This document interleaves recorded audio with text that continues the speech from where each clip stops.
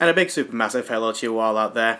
I do apologise that I kind of look a bit of a mess at the moment, but I've been letting this whole YouTube current fiasco situation with the whole Logan Paul thing stew over in my head for a little bit, and it's quite late, but now I've decided to throw up my camera, turn it on, start recording, and just throw out my thoughts and give my 10 pence on the situation and what I think about it, how it will affect me, and just my general take on the whole situation.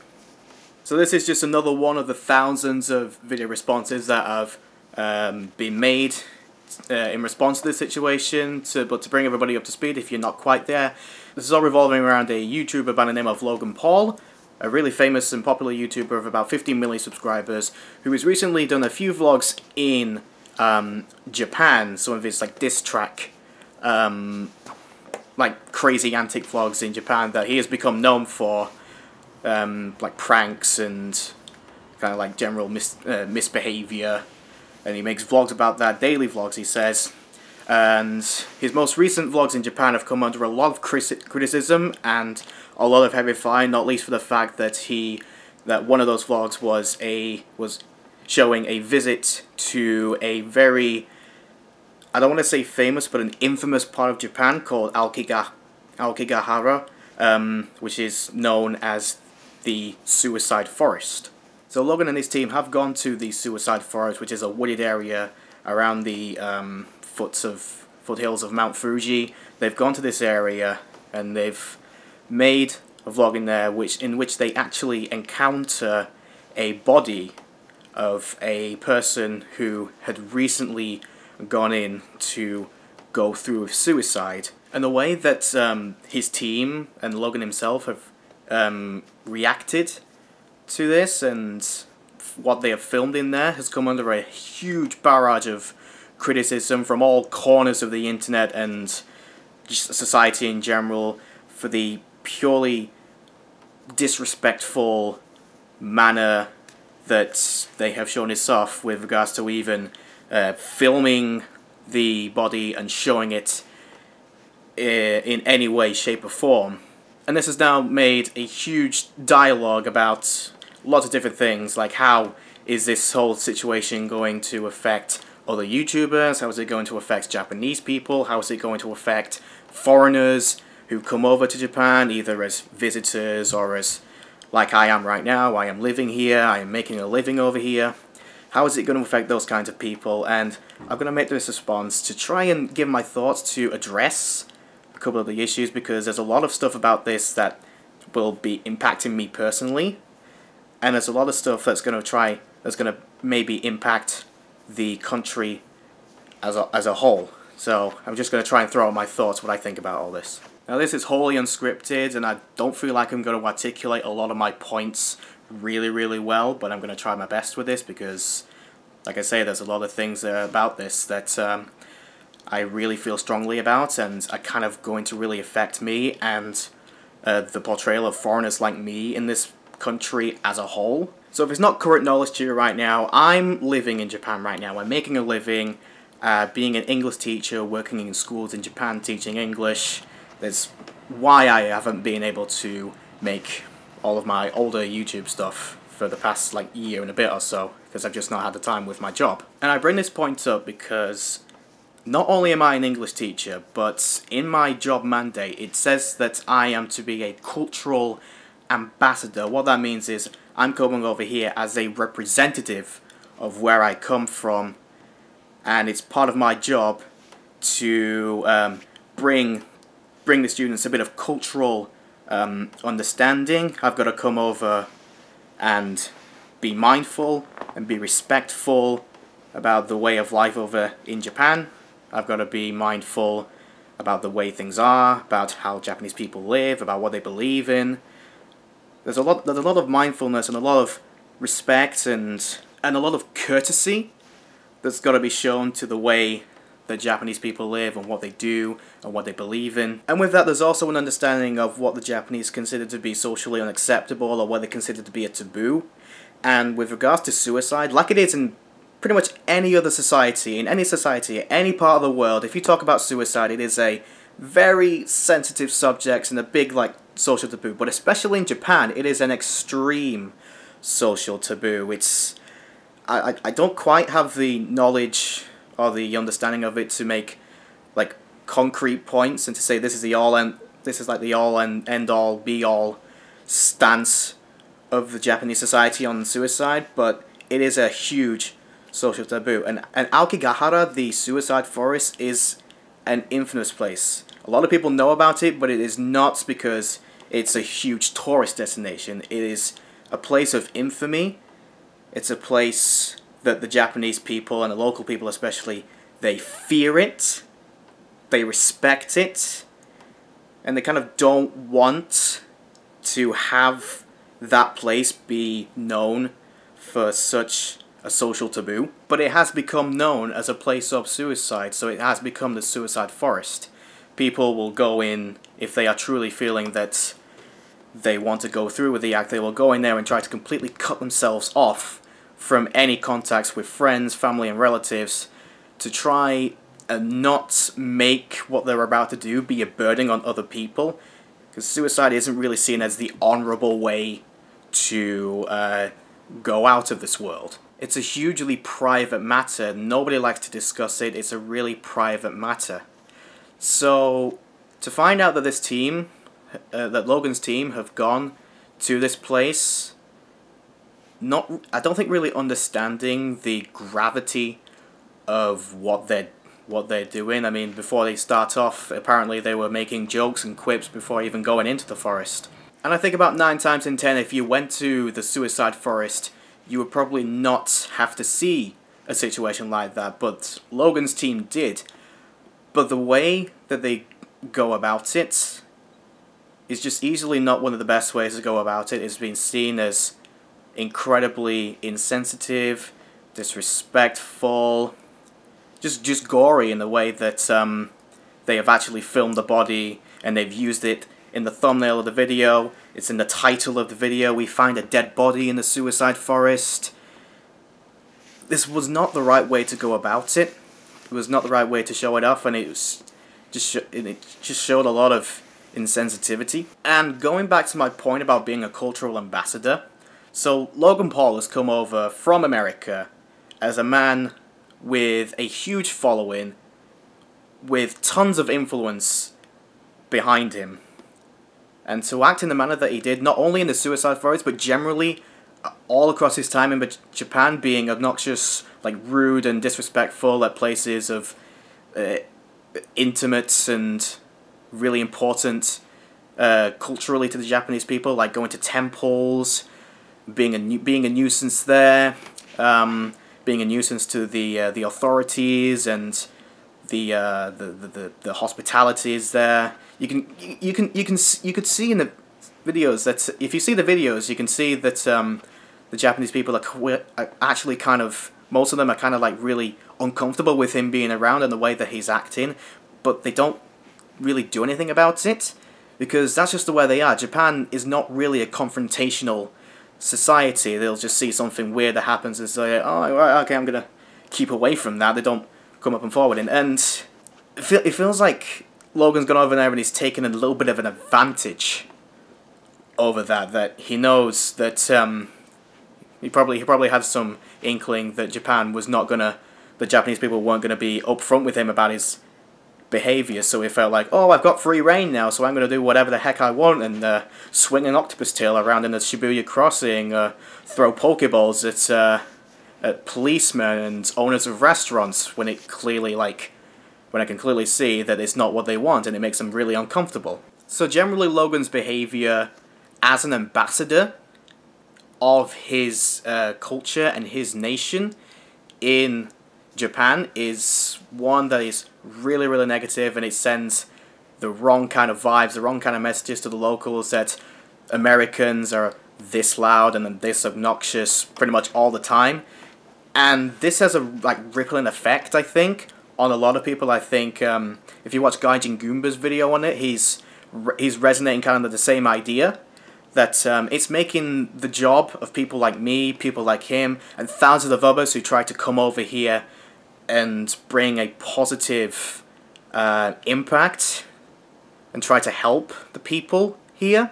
The actions of Logan Paul, what he's done in this country,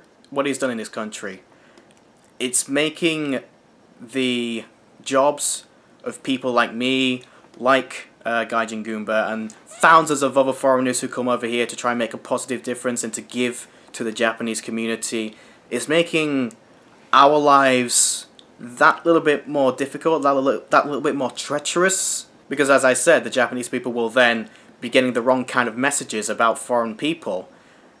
That we don't want the Japanese people to think that all outside people are thugs, they're obnoxious, they're loud, and they're insensitive towards us. And this is bearing in mind that Japan is about to host a number of large international events. They're going to host a Rugby World Cup in 2019, and Tokyo is going to be hosting the 2020 Summer Olympics. And it's been going in the rounds of Japanese social media that they're kind of getting a little bit afraid to host these events if it means that they might have to deal with more people that act like Logan Paul did. They aren't going to want to come forward to us. They aren't going to want to help us. They're going to be afraid of us. Like, oh, okay, we've seen this foreigner, and we know what Logan Paul did when he was over here, so we don't want people like him coming over because because what Logan did was really disrespectful. We don't want more crime going up. They're talking about like things like that. We don't want more people like Logan here because crime might go up and we won't be comfortable hosting this kind of event. And we generally won't be comfortable with having foreign people around us trying to interact with us, because what if they are like Logan? And what if they're not somebody who wants to come over here with genuine intentions of helping people to connect with foreign people from outside, from regions far and wide, and to broaden their understanding of the world as a whole. So this whole thing has got implications on me as a foreigner working here. It's got implications on thousands of more people like me, and it's got implications on pretty much anybody from outside of Japan wanted to come in, because there are some people in Japan that are thinking, what if every single foreigner is like Logan Paul? Which is completely not the case, mind you, but it is creating this air of discomfort just before Japan is about to be thrust into the international spotlight with them hosting the events. And also, all of the foreign people and everybody involved in these international events, they're going to be thrown in the spotlight as well. So this has massive social and international implications. It's a huge deal. Some people will see this and then decide to close themselves away from foreign people. They'll stop offering their services. They'll be more reluctant to offer foreigners the chance to experience the entirety of Japan, to do things like this. It's got massive implications. I've already been at the butt end of a couple of experiences like that because purely of my color, purely of my nationality, purely of me not being a Japanese person. So it now might be I have to try and explain to people that I am not like Logan Paul in any way, shape or form. I am respectful of your culture. I want to experience your culture, and I want to share and help you as well. I want to share my experiences, and I want to help you understand the world on a broader scale. I'm going to try and fight through a bit more of a prejudice now. I've seen lots of people say that this whole thing is just a general lapse of judgment, but it's a huge lapse in judgment. It's a huge lap of moral center. He's 22 years old. He has a huge influence from years and years of being in the spotlight of social media, being on Vine when that was a thing, and garnering 15 million subscribers to his YouTube channel. He's got a huge presence, he's got a huge following, and he's got a huge influence. And he's not using that for the betterment of anybody. He's using it to just form entertainment for the lowest common denominator. Going over to Japan, like I say, throwing Pokeballs at locals and filming hanging bodies in a suicide forest. Someone of Logan Paul's influence, somebody of Logan Paul's age, should know a damn lot better. They probably knew that finding the dead body in the forest would have been a hugely sensitive thing to bring up, but yet they went ahead with it. It went through lots and lots of peer review. Nobody in the team or anybody that represents Logan found issue with it. It was uploaded, freely viewable. It got 6 million views before it then got taken down. But it was on there. It was on YouTube. It was in the public space.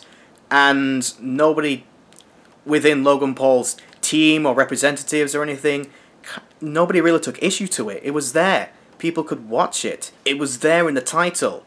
It was there in the thumbnail. You were going to see a dead body. It was a hugely sensational piece, and even he referred to it himself. Logan Paul said, like, during the video, that this is a piece of YouTube history. Suicide isn't something that should be glorified, sensationalized, and especially, it should not be capitalized on. What he's essentially showing is that he's capitalized on the immense suffering and pain of another individual and encroached on their privacy to take their own life without anybody else seeing, so they're not a burden on anybody else. But then a team comes along and encroaches on that privacy. There's a lot of things about this that are so wrong, so morally abject, and like I say, there's just a lot that's wrong with this. So yeah, he can say all he wants about he's sorry, about how this was a huge lapse in judgment, it was a heat of the moment thing, but somebody of his influence and his age should know a damn lot better, and he should not be given a free pass on this. This should be used as an example. It should be used as a point for, it's an opportunity for those that represent Logan Paul to take a stand against him and say, this was not okay, and you will not be given a free pass on this. Whether that's giving him strikes, limiting whatever revenue he makes, cancelling any sponsorship deals, or removing his YouTube channel entirely. But there's got to be some kind of stand. There's got to be a point where you say, you've crossed the line, and that's pretty much enough. It doesn't matter that it's just a one-time mistake, but you've done something that is, in a lot of people's eyes, indefensible, inexcusable, and just downright stupid. You went over there not particularly understanding the gravity of the situation that could have arisen from what you did, and you certainly, it doesn't look like you're kind of understanding the gravity of what you've done has caused now that it's happened. You didn't know that it was probably going to be a massive worldwide thing, not just in local Japanese news, it was going to be on worldwide news. Everybody's seeing how big of a mistake this was. And that's having big implications not only for yourself, but for people like me, for thousands of people who want to think about coming over here, for the Japanese people who now have this wrong image about foreigners, especially when they're going to be in a huge international spotlight in the next couple of years. People do enjoy the kind of content that people like Logan Paul make. I get that, I understand it, and I totally respect it. But if you're going to do that, there's got to be a mutual kind of respect, if you get what I mean.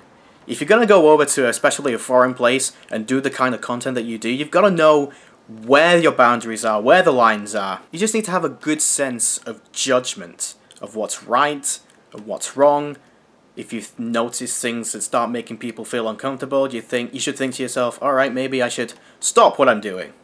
If you find a dead body in a suicide forest, you think, okay, I shouldn't really start filming it and start glorifying it or anything. I should report this to local people, report it to people who will know what to do, and don't show it on YouTube.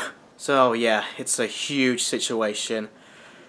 I don't really think I've articulated a lot of my points really well, like I warned you about before, but I just need to get things off my chest and kind of like help you understand just maybe a little bit more, sort of reinforce the points that other people are kind of making about all this, and just generally help you understand why this is such a huge deal and why it's really kind of a big deal for people like me and thousands of others like me. Of course, I will say again that suicide is not a deal to be messed around with or joked about. It is a serious matter, and anybody who is feeling that kind of pressure or feeling in that kind of situation should be seeking the help that they need and should be offered the help they need from other people.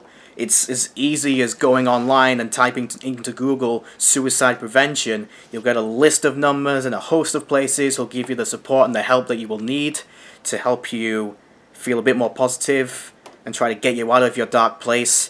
There'll be numbers, phone numbers everywhere you can go, websites, thousands of websites for suicide prevention. All it needs is just for you to go out and search for the help you need. There'll be some information in the description of some helpful pointers if you are kind of feeling in that situation, and just generally raise awareness in the right way. And to finish off this video in kind of my way, I'm going to try and speak out to anybody who might be watching this from Japan, might be trafficked into the video in some way. I'm going to try and speak to you now. Bearing in mind my Japanese is not the best ever. I've had to go to translate what I want to say to you. But it's a small message for the Japanese people, the people that I love, the people that I want to help, and the people that I want to share my experiences and my knowledge with, and to broaden the Japanese understanding of the world. It's just a message that I want to send to them. I've got this in front of me so that I can read it off, just shows how bad my Japanese is, but here goes my message. Nihon no minasan, subete no gaikoku jin ga muchi de aru wake de wa arimasen. Watashi tachi wa anata o tasuke, goutei teki na henka o okoshitai to kangaete imasu. Watashi tachi ga anata o tasuke tsuzukeru koto o kyoka shite kudasai. Yoroshiku onegaishimasu. このビデオを見ていただき、本当にありがとうございます。Thank you very much for watching this video, and I will stop this here. All I can say now is stay you and stay awesome, and I will see you all later on.